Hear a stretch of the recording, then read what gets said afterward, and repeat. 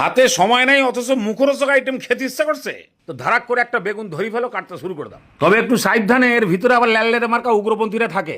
ওই দেখো বলতে বলতে কিরকম উগ্রপন্থীরা ভেতরে বাংকার বানিয়ে বসে আছে।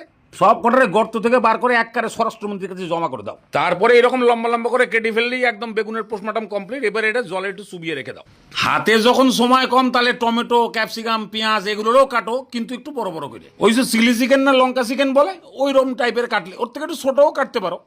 এইবারে একটা দামরা মার্কা কড়াই বসে অল্প করে তেল দিয়ে একটু গরম করে ফেলো, বাস দিয়ে দাও 7-8 কোয়া রসুন। যখনই দেখবা রসুন ফর্সা থেকে শ্যামবর্ণ হয়ে গেছে, বাস তুলে ফেলাও। এইবারে ফালাও শুকনো লঙ্কা, এ আবার শ্যামবর্ণ থেকে কুচকুচে কালো হবার আগেই তুলে ফেলো। আর দেরি করো না, ফালাই দাও ক্যাপসিকাম, তার ঘাড়ের উপরে পেঁয়াজ ভেজে আবার কেল কুইচটা করে ফেলো না, খালি একটু এইরকম নরম হয়ে গেলেই, দেখে ঠাওর করতে পারছো তো, বাস এইরকম সেঁকা মার্কা রং ধরে গেলেই এবারে তুলে ফেলাও। হ্যাঁ, তবে রসুন আর লঙ্কাটা একটু সরাই রেখে দাও, নাহলে আবার নরম হয়ে যাবে।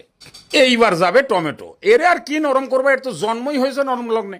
ওই কোন রকমে একটু 60 থেকে 90 সেকেন্ড মতো নাড়াই সাড়াই বাস ঢেলে দাও বাটির মধ্যে। এইবারে আসবে এই নাটকের নায়িকা। এইবারে নায়িকার গ্ল্যামার যেন ঠিক থাকে, সেই পরিমাণ লোশন না দিয়ে সরষের তেল গরম করে তার মধ্যে নায়িকারে ঢালো।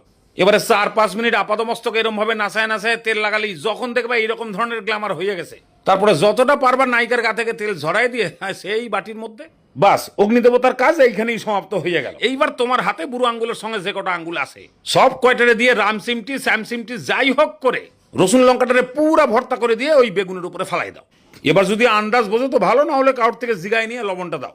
এইবার আর কারুরে জিগাইবার দরকার নেই, যত খুশি পেঁয়াজ কুচি, লঙ্কা কুচি, ধনেপাতা কুচি আর 2 চামচ মতো একেবারে টেম্পার মার্কা শাশুড়ির তেল দিয়ে ভালো করে মাখায় দিলেই তো একদম 2 বেলাকার ছুটি। দুপুরে গান্ডে পিন্ডে ভাত খেয়ে নিয়ে একটু বাঁচায় রেখে রাত্রে 10টা রুটি, তাহলে হয়ে গেল না মাত্র 15 মিনিট খরচা করে 2 বেলাকার ছুটি। একেবারে কম সময়ের মধ্যে তাগড়া টেস্টের বেগুন ভর্তা।